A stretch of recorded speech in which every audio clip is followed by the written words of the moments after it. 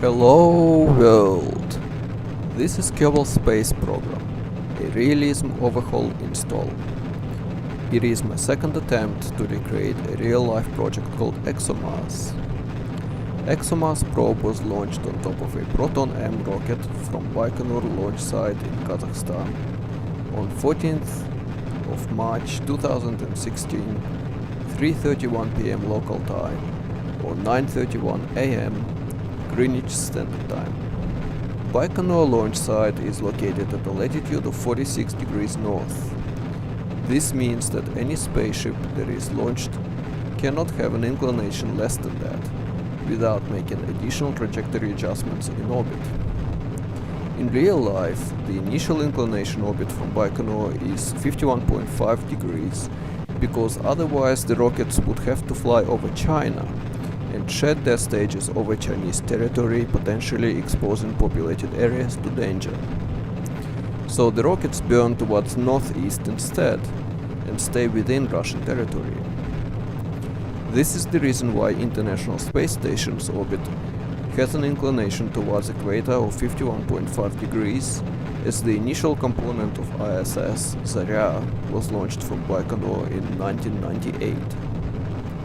Another major component was launched in 2000 called Zvezda, which docked with Zarya, and together with the American component Unity, these three became the foundation of ISS.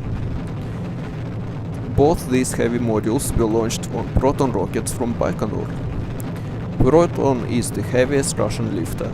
With 3 stages it can lift roughly 22-ton payload into low Earth orbit. With ExoMars, however, the payload is a bit heavier than that, and so there's a 4th stage that will have to be ignited to make sure ExoMars does stay in proper orbit rather than crashing back to Earth. Proton is a very efficient rocket, a marvel of engineering. It first flew in 1965 and it is also known under designation UR-500. It was designed by Hrunichev Design Bureau. Their stamp can be seen on this rocket model, under the leadership of Vladimir Chelomey. Chelomey was in a strong rivalry with Sergei Korolev. Sergei Korolev is the chief designer of Vostok and Soyuz rockets, which are based on the R-7 rocket. Smaller derivatives of Proton using the same fuels were used as ICBMs under designation of UR-100. UR stands for Universal Rocket, and initially designers expected to be able to reuse technologies for different classes of rockets, with heaviest planned being UR-900 for crewed missions to the Moon and the planets. The main reason why this plan did not happen is because these rockets would have been fueled with extremely toxic components, hydrazine as fuel and dinitrogen tetroxide as the oxidizer. When Soviet planners realized what sort of environmental damage would occur if such a massive rocket were to malfunction and spill its fuel everywhere, they went with Korolev's N-1 rocket instead for the Soviet moon program. The benefits of these components is that they are very dense, so the rockets can be made physically smaller, they do not require low temperature to store them, unlike liquid oxygen or even worse liquid hydrogen, and they are very easy to ignite. They self-ignite on contact rather than requiring a special ignition fuse. The launch profile has a very exact plan called a cyclogram. It specifies exact time, altitude, downrange distance of the stage separations, payload fairings, jettisoning, etc.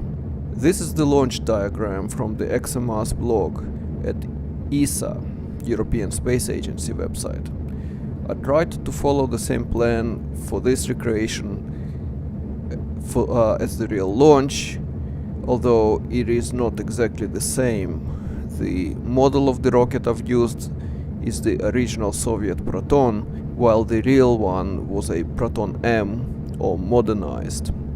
The M version is somewhat lighter and more efficient, and I couldn't get the exact same launch profile. My ascent profile was also a little bit wrong, and orbital inclination is 46 degrees as I've burned straight towards the east. I've kept the video of the launch as it is without cutting or speeding through the video, so you can have an appreciation of how quickly a payload gets to low Earth parking orbit. It literally takes only a few minutes to get to a height of 200 kilometers. We are now burning stage 2 of Proton. Stages 1 and 2 do not fall down too far away from the launch site. Stage 3, however, makes it all the way to Pacific Ocean over Japanese islands and reaches a maximum height, or apoapsis, of 180 kilometers. I will quickly mention orbits and terms that apply to them. All orbits are conic sections, can be represented by a cone that is cut by a plane. There are 3 basic types of orbits, but really it's 2, ellipse and hyperbola. Circle is a special case of an ellipse, and pure parabola does not really exist in real life. It is more a demarcation line between ellipse and hyperbola, a minimum requirement to reach an escape velocity. When a rocket revolves around a planet, the planet is always in one of the 2 foci, or focuses, of an ellipse. The closest point to the planet is called a periapsis, and the furthest point is called an apoapsis. Even when not having a closed orbit and moving in a hyperbola close to a planet, rocket will have a periapsis in that hyperbolic trajectory, but the apoapsis will be infinite. If the periapsis is negative, it means the periapsis is below the planet's surface, i.e. the rocket is not yet in orbit and will be coming back down for a landing or a crash. You can see the orbital parameters in the top left window called Custom Flight Data.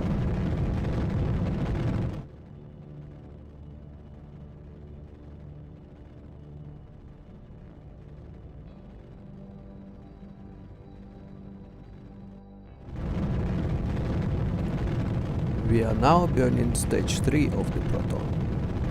It doesn't have quite enough delta V to push us all the way to orbit, which is 7.8 kilometers per second.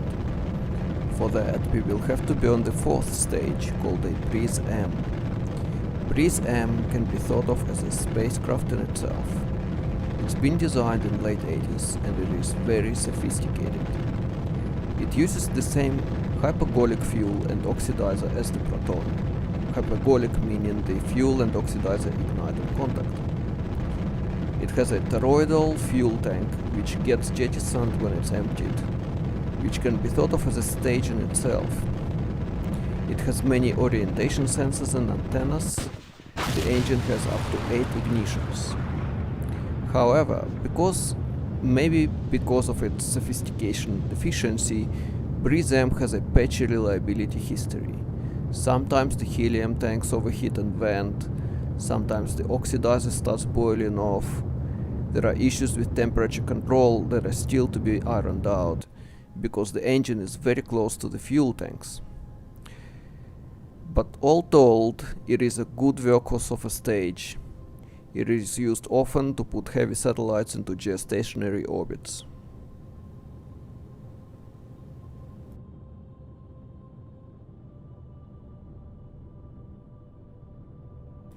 And right now, Breeze M is pushing us into orbit.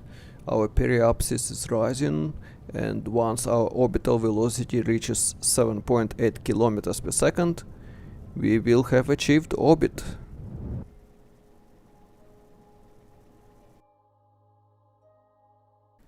Okay, so now I've set up the maneuver using MacJab, but making sure it's similar to the real ExoMars transfer orbit. The intercept will take 217 days, which is close to the real life ExoMars.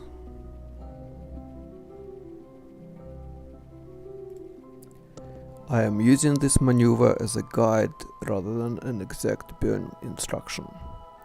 A sizable drawback for Breeze M for launching ExoMars is its low thrust-to-weight ratio.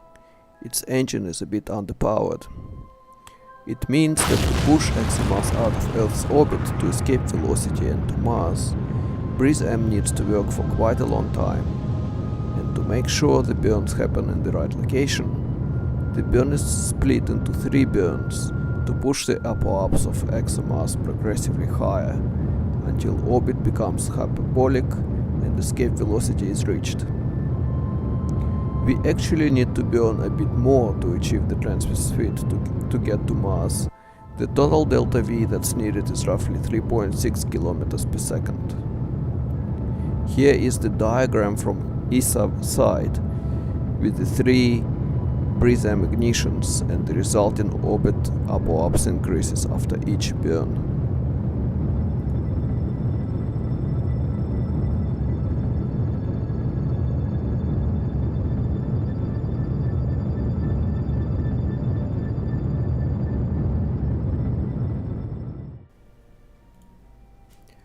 I won't subject you to watching all of these slow burns, suffice to say it was somewhat painful. Watch the upper-ups figures going up while peri-ups stays fairly constant. Here's the same burns overlaid over the map of the Earth. First 2 burns occur over Russia and Europe, while the last burn is over the Atlantic, and then the craft leaves Earth while being over Africa. ExoMars will be tracked by a radio tracking station in Kenya, Africa as it leaves Earth.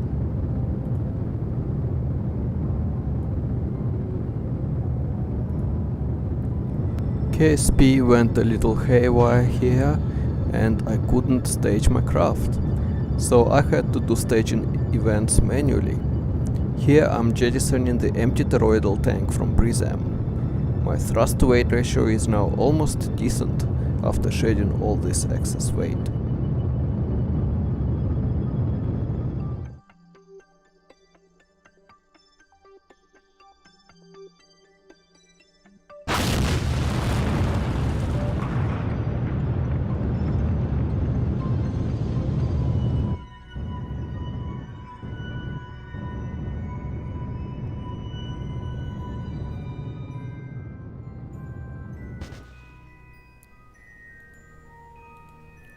I ran out of fuel in BRISM sooner than the real ExoMars, and I had to activate ExoMars' own engine to give it the last bit of a push.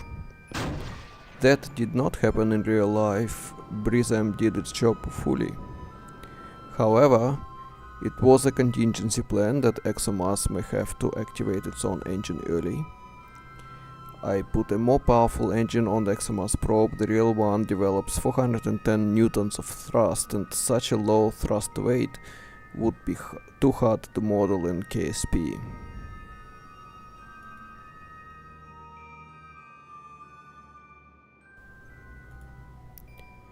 Now all the burns are done, and we are finally on our way to Mars. We can open the solar panels and say bye-bye to Earth as we fly over Africa.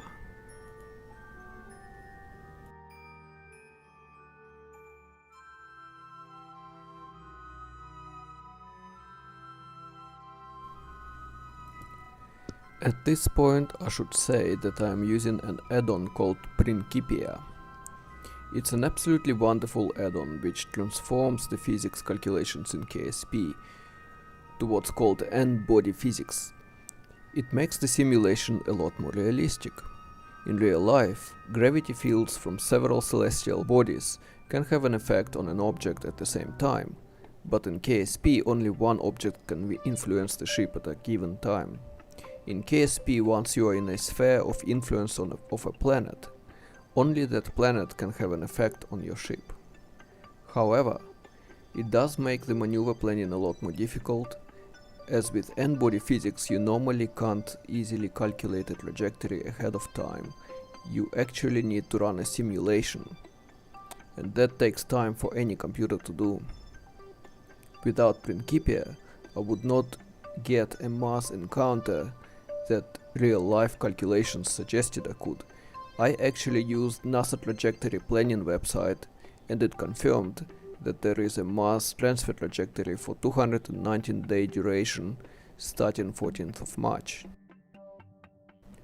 Principia is named after Isaac Newton's famous work in 3 tomes, first published in 1687, which state his famous 3 laws of motion, providing the foundation for classical physics.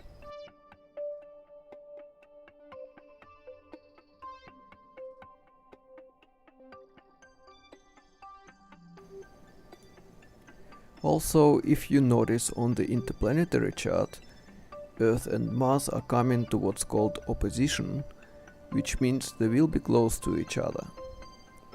This will happen on 22nd of May 2016. If you have a decent telescope, that will be a great time to observe Mars. It will be in constellation Scorpio, next to a red star Antares. It will be the brighter one.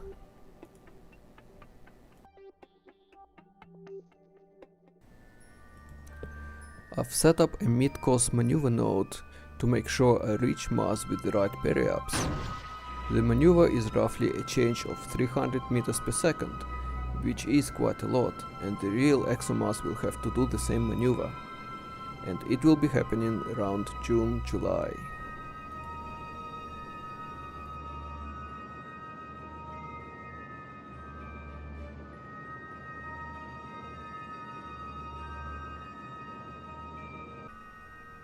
Principia add-on is still a work in progress. It does cause occasional crashes, and I had to restart KSP quite a few times before I could complete this mission. ExoMars has two parts, a lander called Schiaparelli and an orbiter called Trace Gas Orbiter TGO.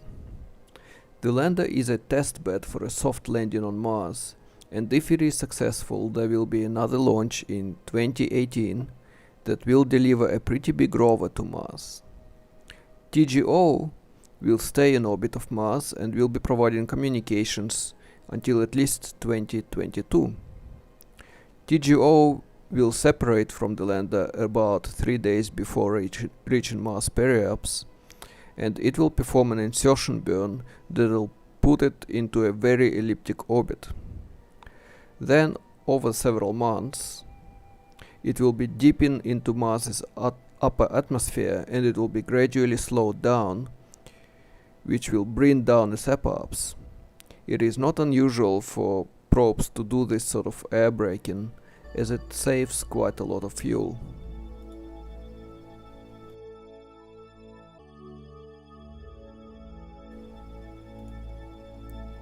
Schiaparelli is named after an Italian astronomer from late 19th, early 20th century, who was renowned for observing Mars. He saw on surface of Mars what he called canali, which in Italian means channels, and it was incorrectly translated into English as canals. That resulted in a lot of wild speculation about the nature of those canals on Mars and who actually dug them.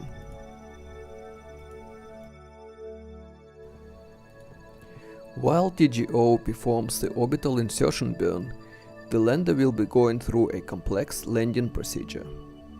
Once it lands, it will send the OK signal, do some basic experiments, and after 3 to 4 days it will run out of electricity in its batteries and it will die.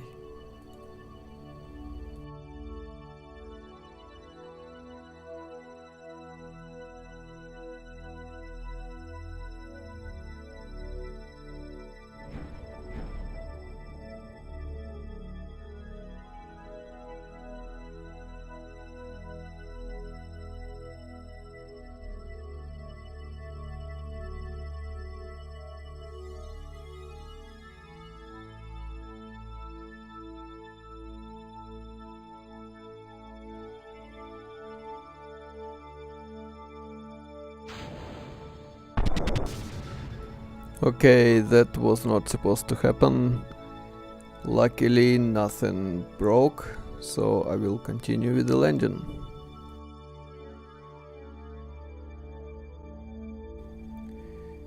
The decoupler part at the top of the lander unfortunately is attached the other way around, so when I decouple it destabilizes my lander.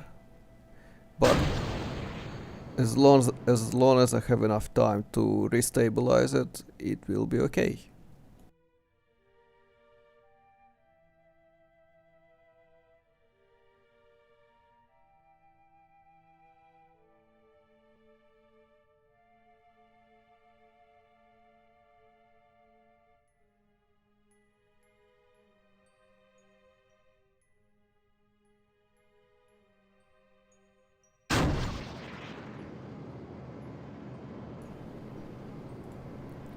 In the meantime, the trace gas orbiter has already passed its periapsis. I cannot execute a maneuver in KSP in a craft if I'm not flying it, so I will be switching to TGO as soon as possible to execute the insertion burn.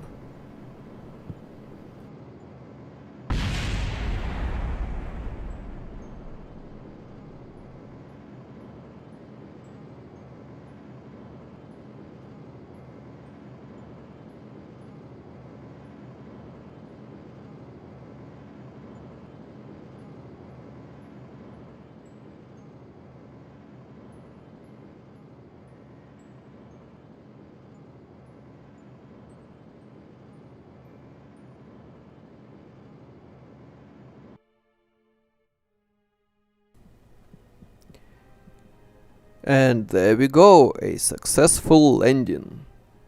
I am really hoping the real one will be much smoother than this one was.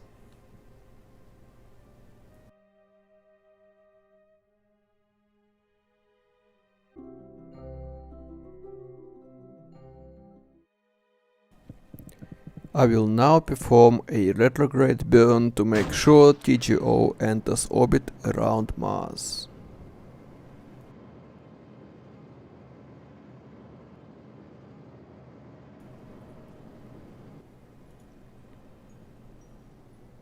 And TGO is now in a highly eccentric elliptical orbit around Mars.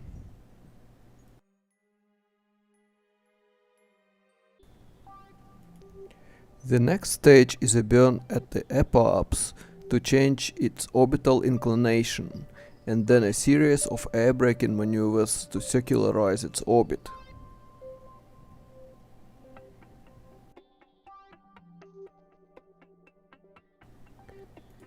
TGO has a few scientific instruments on board. Most notable is a methane detector to search for signs of life.